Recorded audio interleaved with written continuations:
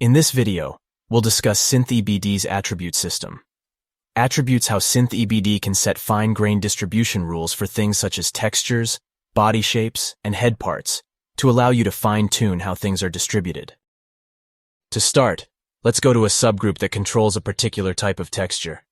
You can see this subgroup has allowed NPC attributes. These are attributes that the NPC must possess if SynthEBD will be allowed to distribute this subgroup to it. On the left side of the attribute UI, you can see a list of attribute types. This subgroup has two allowed attributes applied to it. The first is a race attribute, and the second is a voice type attribute. They're separated by an OR, which means that an NPC either has to comply with the first attribute or the second one. Let's go through all the different attribute types. I'll start by adding a new attribute by clicking the OR button at the bottom. The first type is class. Here we can pick a class that the NPC must be, for example, Vigilant Two-Handed Melee or Trainer Illusion Expert. If an NPC is either of these classes, they will be eligible to receive this subgroup. I'll skip the custom type until the end of this video and move on to faction. Here you can select the factions that the NPC must be a member of to receive this subgroup. You can also select the minimum and maximum rank within that faction. Keep in mind that since you run the patcher on the game data rather than your save file, it can only consider the faction ranks at the start of the game, and it won't know about any faction changes that have occurred in your save file. Next is face texture. Here you can select if an NPC has a particular face texture, such as the age 40 and age 50 complexions. This is typically used in the head detail subgroups, where there are different textures designed for NPCs of specific ages. For example, if your mod has an age 40 complexion texture, you'd probably want to distribute it only to NPCs who already have an age 40 texture assigned to them in the vanilla game to stay consistent with their intended age. Next, we have the group attribute, which we'll save until the end, but we'll get back to it because it's important. If you're a config file author, you should try to make as many distribution rules as possible use groups instead of other attribute types to simplify settings for the end user. Next is miscellaneous. These are various factors that can describe an NPC. You'll notice that a couple of them overlap with the controls at the top, and we'll discuss why it's helpful to have them as attributes as well in just a bit. You can use miscellaneous attributes to allow or disallow distribution based on if the NPC is unique, protected, essential, invulnerable, summonable, or a ghost. You can take into account the NPC's aggression, mood, and gender. The gender here isn't needed for config files because they're controlled by a global gender toggle at the top. But for other objects like head parts, you can require the part to be distributed if the NPC is of a certain gender. Next is the mod type attribute. Mods relate to NPCs in two ways. They can be the origin mod or the patching mod. For NPCs that are in the base game, they originate in Skyrim.esm. NPCs added by mods would originate in their respective plugins. The default selection is not originates from, but rather patched by, which is for mods that edit an NPC but are not their source. For example, the plugin that Mule originates from is Skyrim.esm, but she is patched by Bijan War Maidens. So in this case, Mule would be considered a match for this patched by attribute for Bijan War Maidens. Or I can set it to from. Going back to the example of Mule, she is not from Bijan War Maidens, so this attribute would not be matched. Next, you can select specific NPCs. You can choose as many NPCs as you'd like, and they would become eligible to receive this subgroup as long as they comply with its other distribution rules, such as allowed races and weight range. Next is race, where you can select from your list of installed races. If an NPC is of one of the selected races, they'll be considered a match for that attribute. You might notice there's a separate allowed races field outside of the attributes as well, and we'll discuss later on why that is the case. Both settings respect the race aliases that you can set in the general settings. Lastly, we have voice type, where you can select specific voices and distribute this subgroup to NPCs which have that voice. I use this a lot by allowing only male young eager or female young eager voices for face textures such as the Tempered Skins D1 younger variant, which makes NPCs look like they're in their early 20s. I use this restriction because it seems less immersive to have an NPC with a gravelly voice type have such a youthful face. You can see that between the attributes there is an OR separator and also an AND separator. If you separate two sub-attributes by AND, they both have to be true in order for the whole attribute to be matched. Now, in this example, only if an NPC is of one of these two classes and is also a member of the companion's faction will it be considered a match for this attribute. Overall, to receive this subgroup, an NPC now has to match the top class attribute, or the second voice type attribute, or both the third and fourth class and faction attributes. If you click the AND button when you meant to click OR, you can remove the new sub-attribute. If you want to get rid of an attribute entirely, you can click on the Remove Attribute button.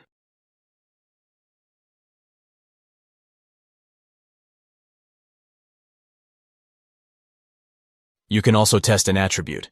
Let's test the companion's faction attribute. I'll click the Test Attribute button and pick Ayla as my NPC. The window reports a couple things. First, it confirms that your selection has attributes, meaning it's not an empty list. Then it also tells us that Ayla does match this attribute. She is a member of the companions. Now let's test a different attribute. Let's choose an NPC type attribute and add Adeliza to the list. Now if we test this attribute and use Ayla as the subject NPC, you can see that she does not match this attribute. Ayla is not Adeliza. Another control that you should be familiar with is this one in the top right where you have three options: restrict, force if, or force if and restrict. Restrict means that only NPCs that match the attribute can receive the associated subgroup, body slide, or whatever this attribute is attached to. Such an NPC isn't required to get this subgroup. It can get other ones. But other NPCs that don't match this attribute are ineligible. Force if means that if an NPC matches this attribute, they must get this subgroup. Other NPCs can also be eligible, but an NPC that does match this attribute would have to get this subgroup. For example here, if the patcher is patching Adeliza, she will have to get this subgroup, whereas Ayla would also be eligible for it but could instead get a different subgroup at this position. The last option is force if and restrict, which combines the two previous ones. If we set this here, then only Adeliza can receive this subgroup, and Adeliza must receive this subgroup as opposed to other possible subgroups at this position. Now we can see why some of the main options at the top, such as uniqueness status and race, are repeated as attributes. The options at the top are shortcut ways to set restrict type attributes, and they're placed at the top for clarity and quick access, because they're commonly used. But only the Attributes menu can let you force a given texture or body slide for an NPC, if it is, say, unique or of a specific race. The next option is Force If Weighting. This helps the patcher decide between multiple forced variants. For example, let's say the patcher is patching an NPC, finishes assigning head textures, and is now trying to assign a body diffuse texture.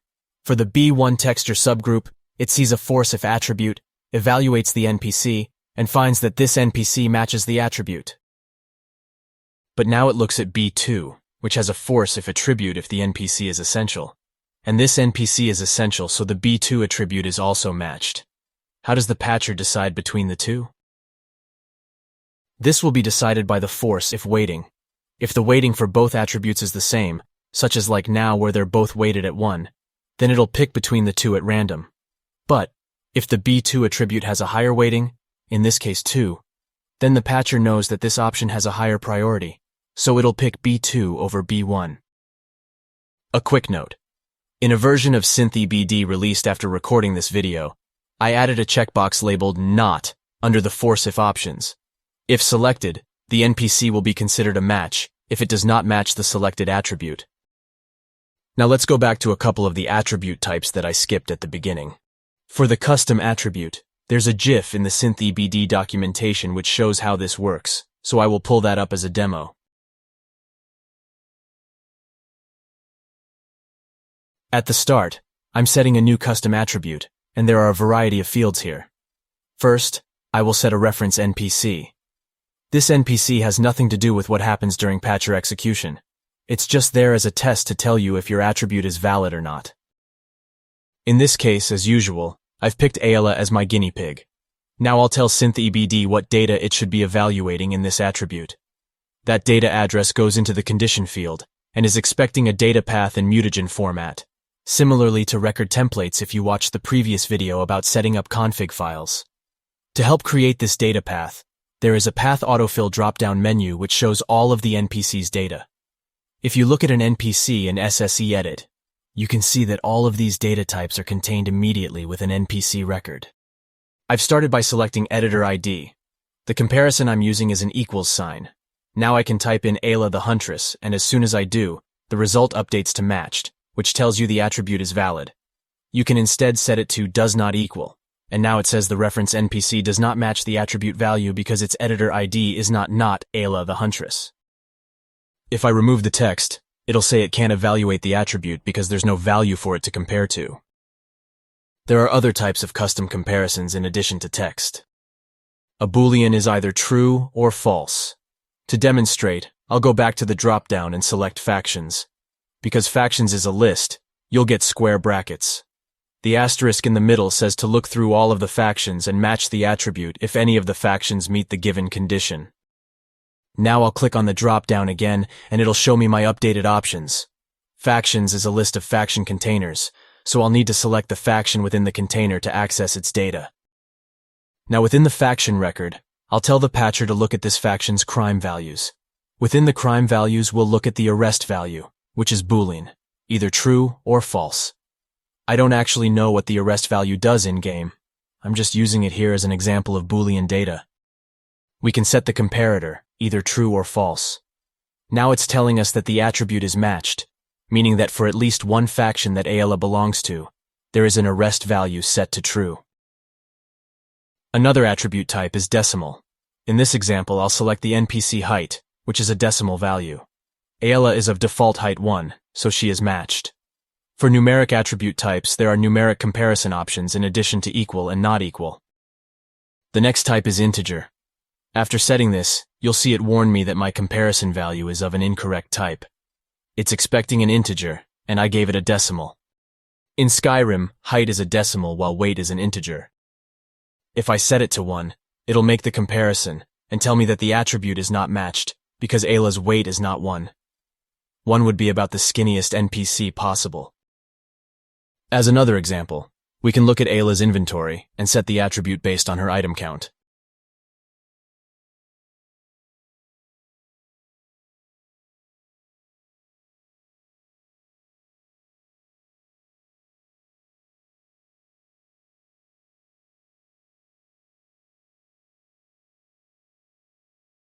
We can see that the attribute is matched, so she has some item in her inventory whose count is 1. But what would we do if we care about which item it is? One thing we can do is open Ayla in SynthEBD and look at her inventory.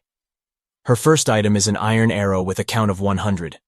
So if we replace the asterisk between the square brackets with a 0, it'll look at her first item.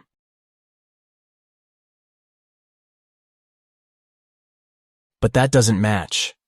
Based on what it's telling me, it looks like it's her fourth item which has an item count of 100, which makes me think I might have had a mod that affects her inventory installed at the time I recorded this GIF. But this underscores an important point.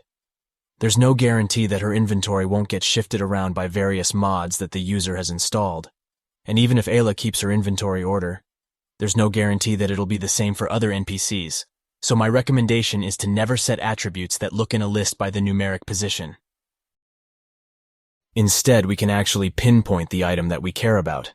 This is going to require a bit of knowledge about mutagen syntax, because as of yet, the autocomplete drop-down box doesn't work when your cursor is inside of square brackets.